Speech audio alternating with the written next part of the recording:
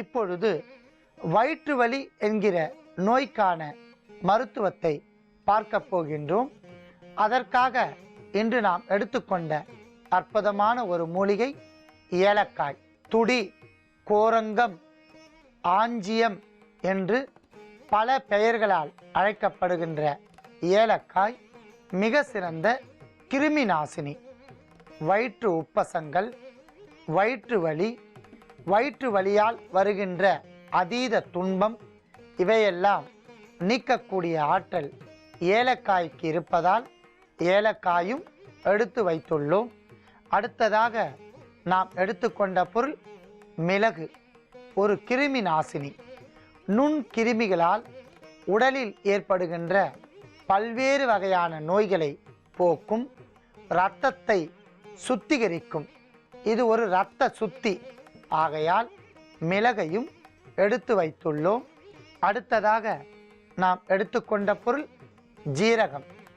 உள் உறுப்புகளை பாதுகாத்து உள் உறுப்புகளில் ஏற்படுகின்ற அழற்சியை நீக்கும் என்பதால் நாம் ஜீரகத்தையும் எடுத்து வைத்துள்ளோம். அடுத்ததாக கசகசா. கசகசா ஒரு கிருமி நாசினி. கசகசாவை அளவோடு பயன்படுத்தினால் மிக சிறந்த நன்மை.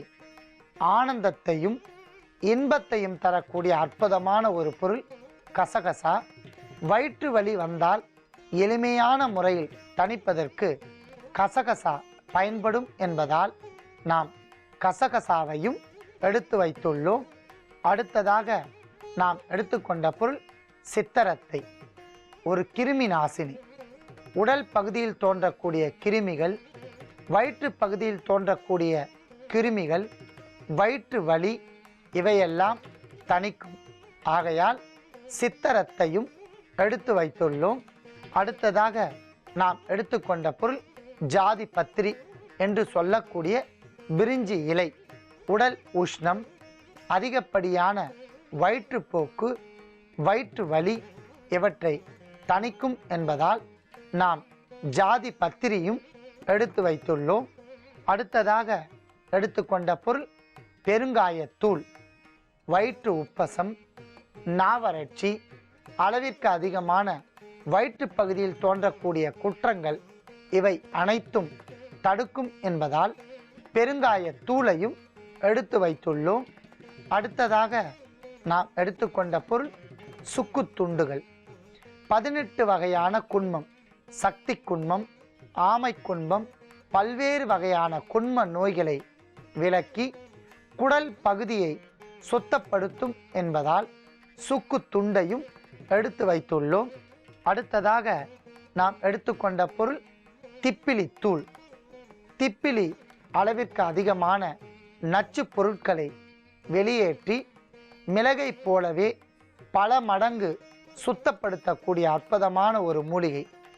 நீவறட்சி, தண்ணீர் தாகம் மற்றும் தொண்டை பகுதியில் ஏற்படுகின்ற அவன் அழகா தப்பிச்சு வருவான். உன் வேலை என்னவோ அதை மட்டும் பாரு. புதக்குழியா இருக்கிற பாதைக்கு போக வேண்டாம்னு சொல்றேன், நீங்க கேட்க மாட்டேங்கிறீங்களே. எல்லாத்துக்கும் கடைசியா ஒரே ஒரு வார்த்தை சொல்றேன் அத்தை. தெய்வம் கொடுக்கறத யாராலையும் தடுக்க முடியாது. தெய்வம் கொடுக்க மறுக்கிறத யாராலையும் கொடுக்கவும் முடியாது.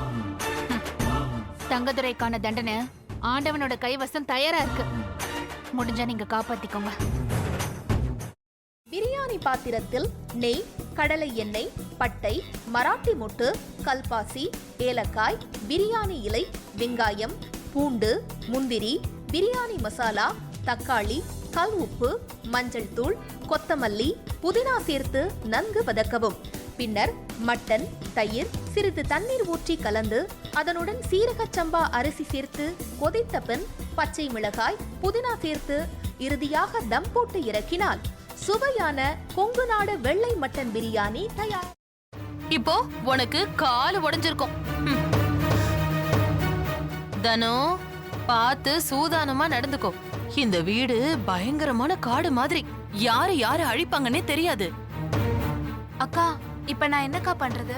யோசிக்கவே யோசிக்காத. உன் புருஷன் தலையில நறுக்குன்னு 4 கொட்டு கொட்டி சம்மதிக்க வச்சிரு. புரியுதா? சரிக்கா. முதல்ல அந்த வேலையை பாரு, போ போ.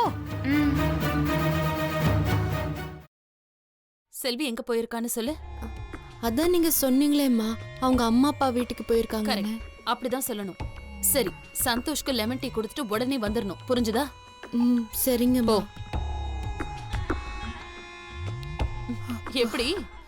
ஐயோ, உனக்கு கிரிமினல் மைண்ட் இல்லடி, நீயே கிரிமினல் தான் என் தங்கம். ஒரு நிமிஷம். இதோ வரேங்க. நல்ல லூசு குடும்பம்டாது, என்ன சொன்னாலும் நம்புதுங்க.